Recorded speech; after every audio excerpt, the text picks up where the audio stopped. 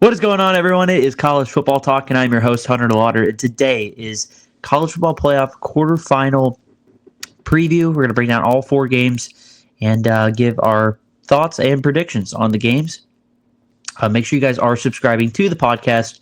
You're now over 100 episodes, so awesome that we're already in the triple digits as far as that goes. So make sure you guys are subscribing to the pod. You don't want to miss anything. Liking, sharing the videos as well. Just helps me out, helps grow the podcast, and that's good for you because then I get to produce more content for you guys to enjoy. So without further ado, though, we're going to get right into it. I'm not going to waste any time here. I'm going to start with tonight's game. That is, as we're recording this is New Year's Eve when I am recording this. Number 6 Penn State takes on number 3 Boise State. These are obviously seeding, so they're not actually number 6, number 3 in the country, but number 6 Penn State, number 3 Boise State. Penn State currently is a 11-point favorite. Over under 53.5. This is really simple. It comes down to is Boise State going to be able to run the ball effectively enough with Ashton Jeanty? This is one of the better. This is going to be the best run defense they're going to play all year in Penn State with you have those big guys up front and Durant, Deni Sutton, Abdul Carter up front, and then you have your guys. Those linebackers are really, really athletic. Just make plays all over the field. So between Rojas, Kobe King, guys like that, it's going to be tough sledding for Ashton Jeanty in this Boise State offense. I think in general. Now, do I think they can? Sure. Anything's possible. I mean, Jeanty went off for 180 plus yards on Oregon earlier this year, so anything's possible. I just think that Boise State's going to have to be able to get some sort of extra element in their offense, and it might just come from the quarterback, Maddox Matson. He's been a pretty average quarterback, I'd say. I mean, he's not winning games for them, and he's also not losing games, which is a good thing too. But is he the hitting key in Boise State's offense tonight when they take on Penn State? It is the Verbo Fiesta Bowl. I forgot to mention that. So, if you're, Matson, are you going to be able to, find those soft spots in the defense, get those easy completions, stretch the field? I think running the football is going to have to be obviously a part of the game plan, because if you can run the ball effectively enough, then maybe you can start setting up play action, makes things a lot easier on the quarterback. You probably don't want to get into a one-dimensional type fare against this Penn State pass rush. It doesn't work out very well for most people that do. You can ask SMU how that went. Also, don't turn the football over. SMU did that. When you spot a team 14 points in the first quarter, it's pretty hard to come back on. So don't do that. And then as far as defensively for Boise State, this is a Penn State offense that is it's starting to find its rhythm a little bit. It's been up and down, I'd say, for stretches this season, but it's starting to find itself. Obviously, first round game, you take it with a grain of salt because of how the weather implicated that game. So maybe you flush that one, but you look back at the Big Ten title game. I mean, Drew Aller had a pretty decent game in that one. So Tyler Warren has had a big game.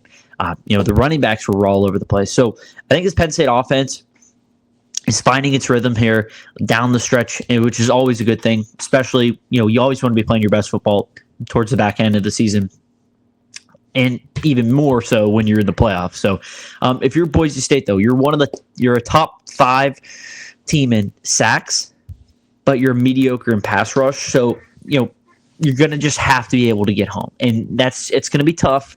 It's going to be, it's a tall task for anybody, but you're going to have to be able to wreak havoc, contain Drew Aller, because he will use his legs some to create on the run.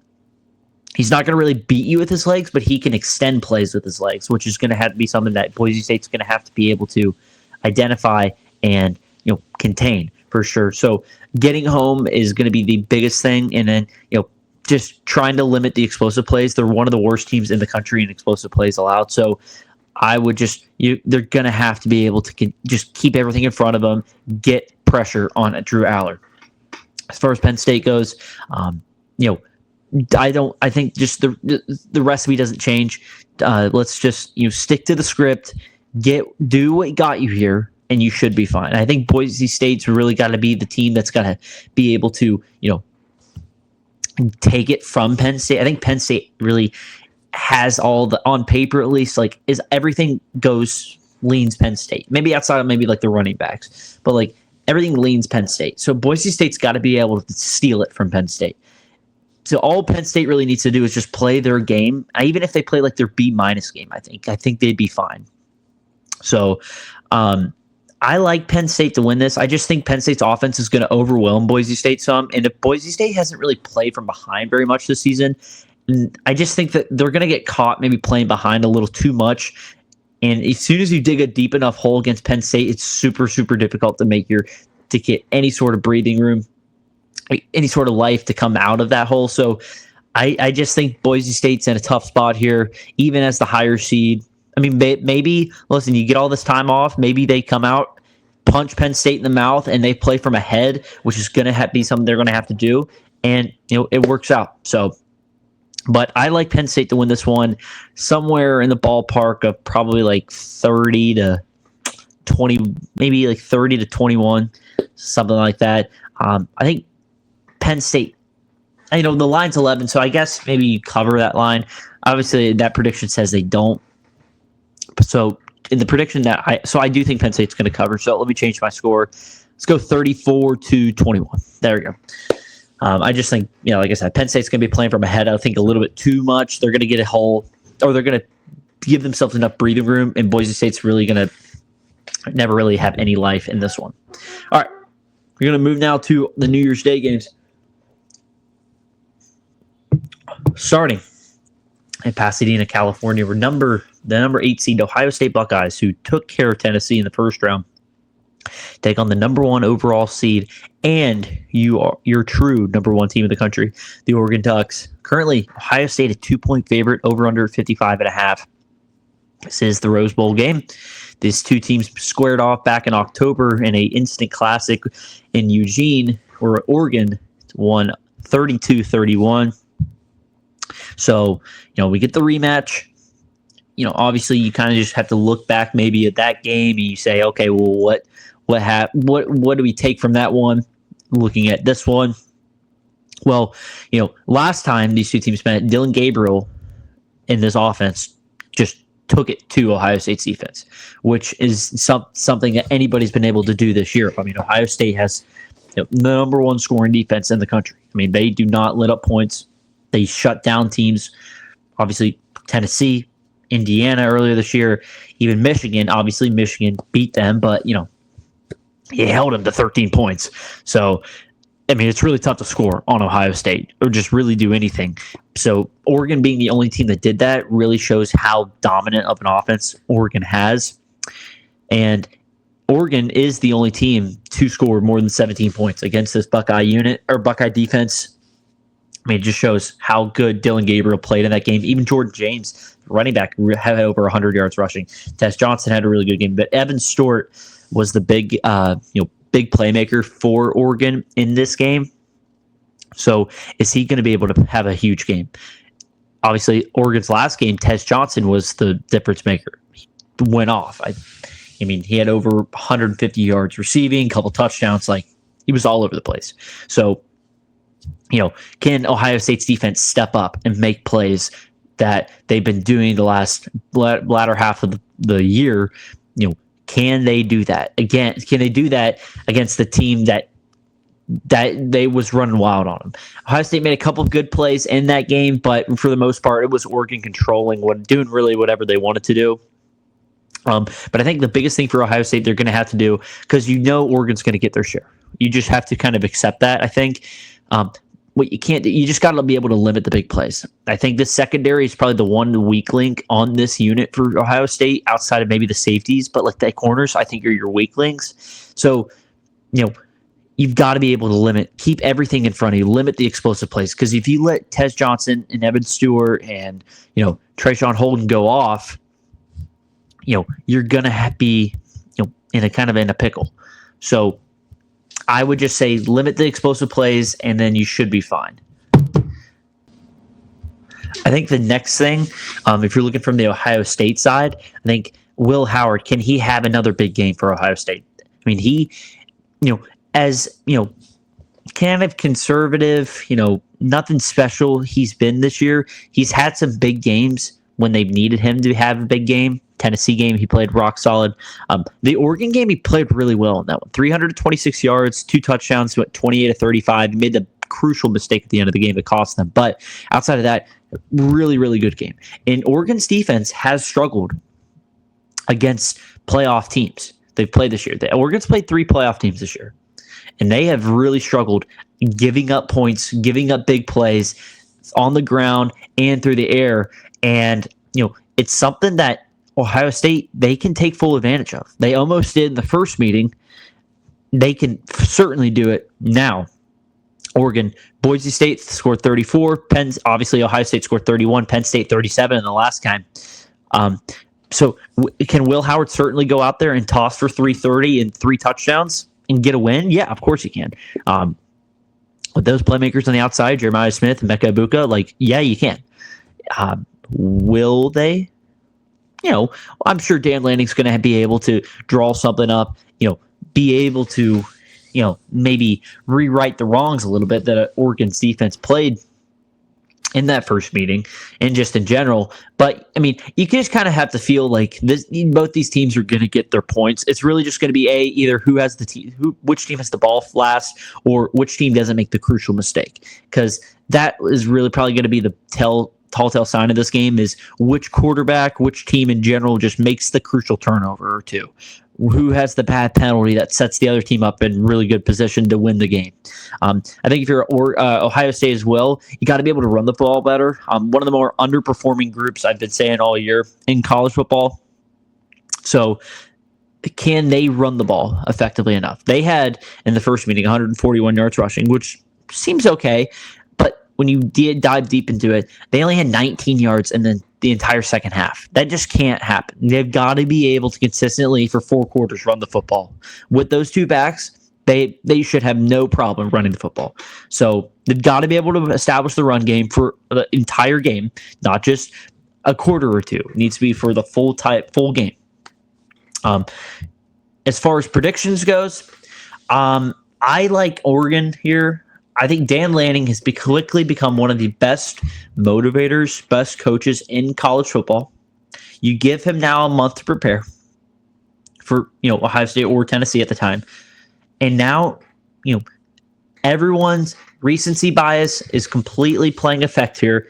And everyone's now going to lean Ohio State because now the Michigan blunder's gone. You now look and you see what they did to Tennessee. And you're like, okay, I don't know how Oregon's going to be able to stop that. And then Vegas says, okay, we're going to make Ohio State also a 2-point favorite.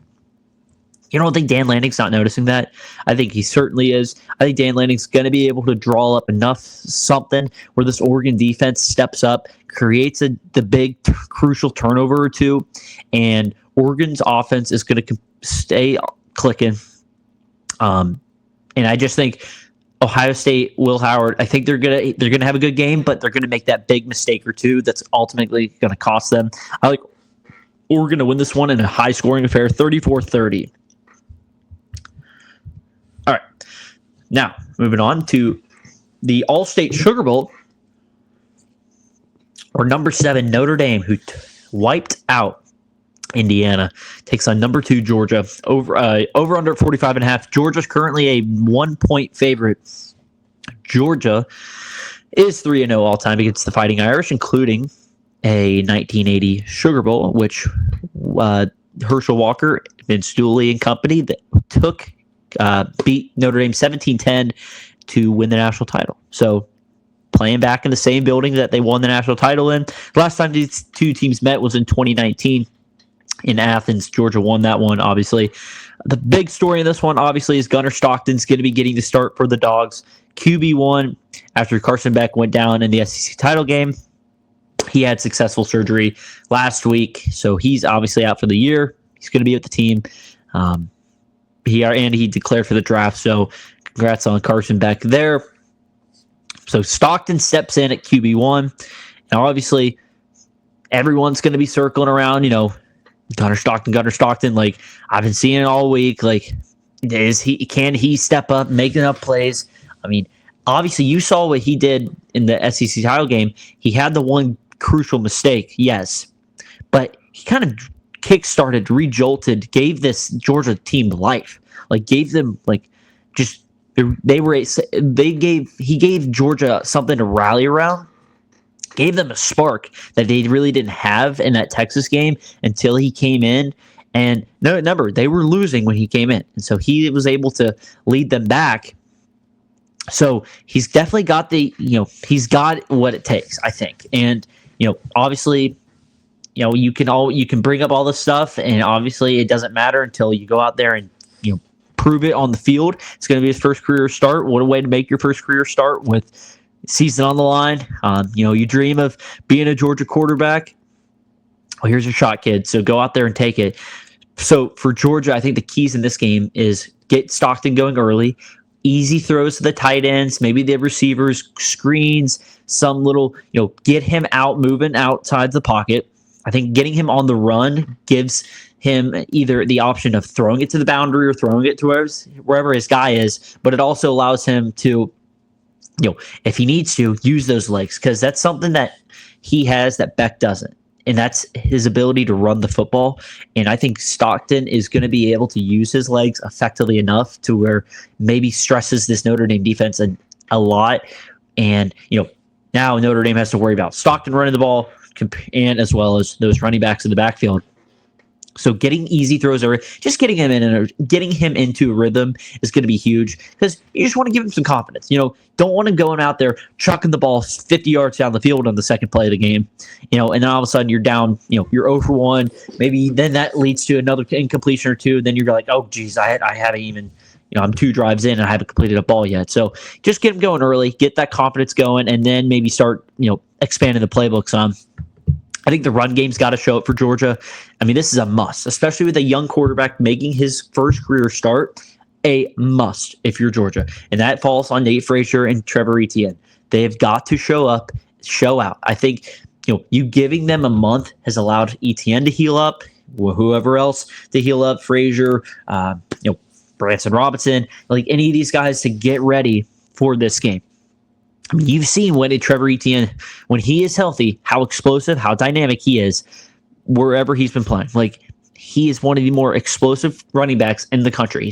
He's got to be able to stay healthy some. And I think, that rib injury he sustained earlier this season, like, it really took a toll on him. Obviously, he missed a couple games because of it. But then you see what he does, how explosive he is when he takes over that Texas game. He puts the team on his back right there, breaks off some big runs, scores twice in that game, and gets Georgia the win. Like, that's how good he is. And then Nate Frazier, if he could hold on to the football, no silly fumbles. He also has that lightning, just boom play whenever, like, if you give him a hole big enough, like, he's going to exploit it. And he's going to run right through it. Immunity.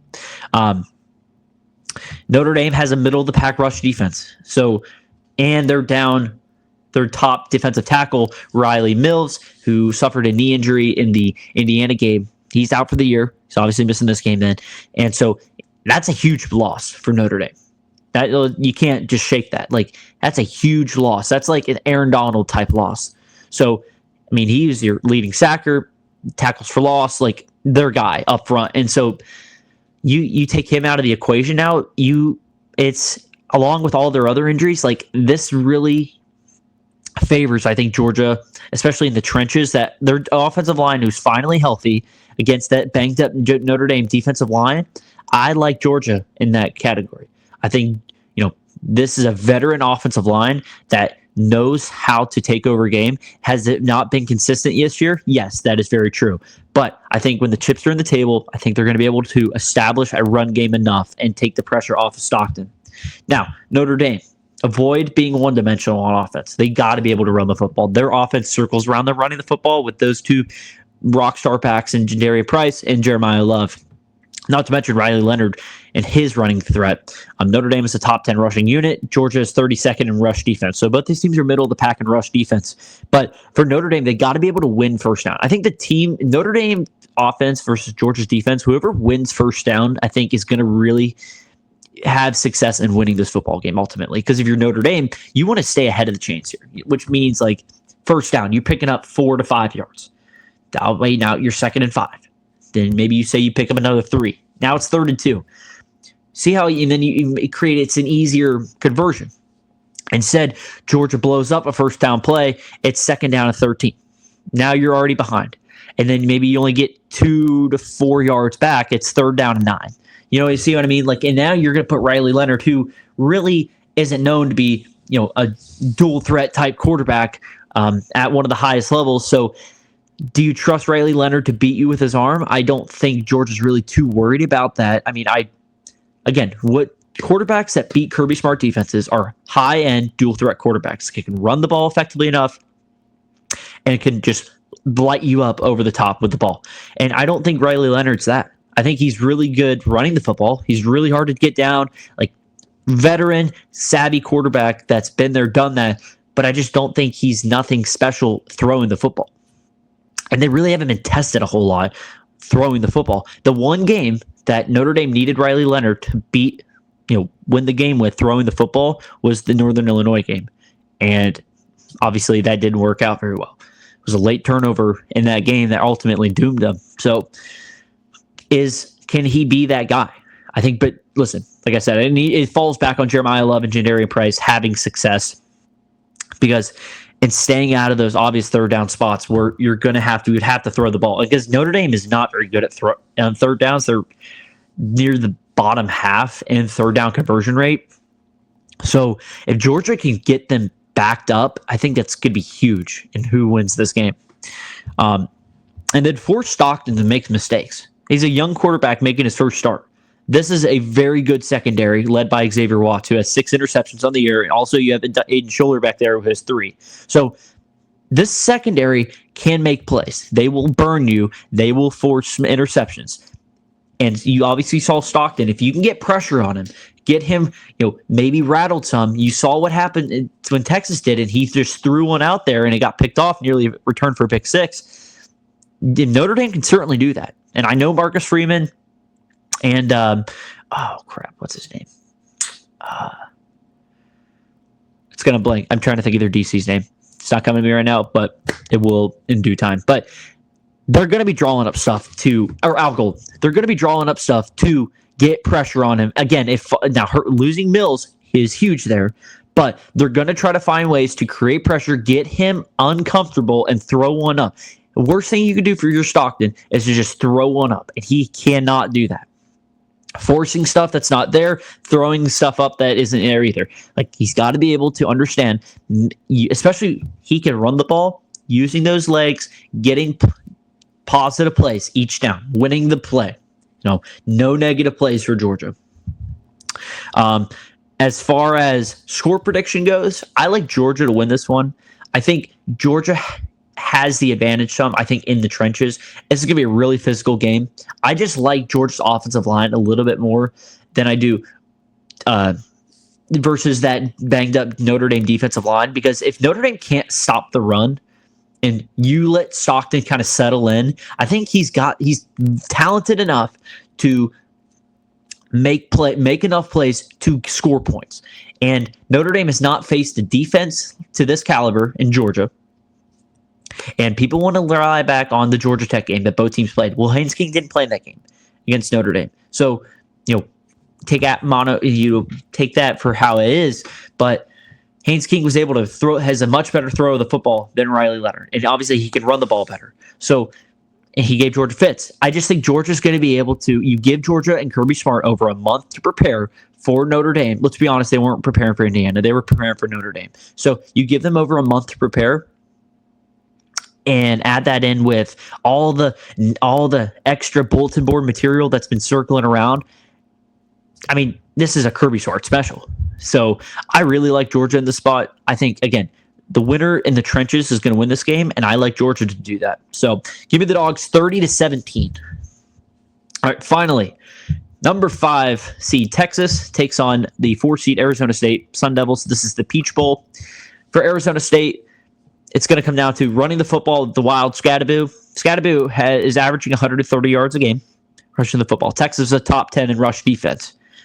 Now, Texas has been vulnerable at times, giving up. And Phil Maffa had a nice game running the ball.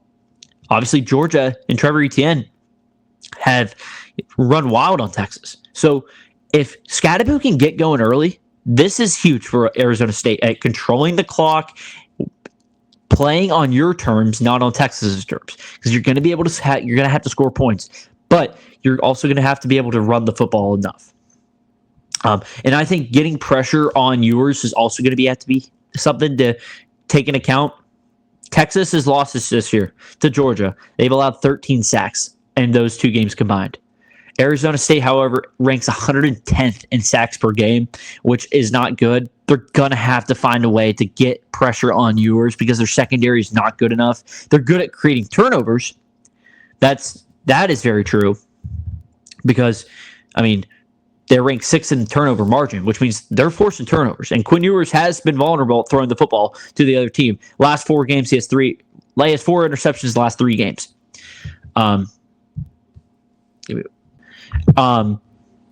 So if Arizona State can somehow just get enough pressure, maybe you force Ewers to make some mistakes.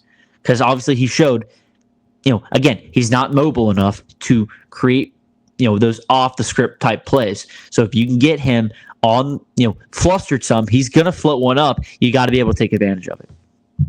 For Texas, I think attacking this Arizona State secondary is going to be the big thing. Arizona State 70th in the country in passing yards per game.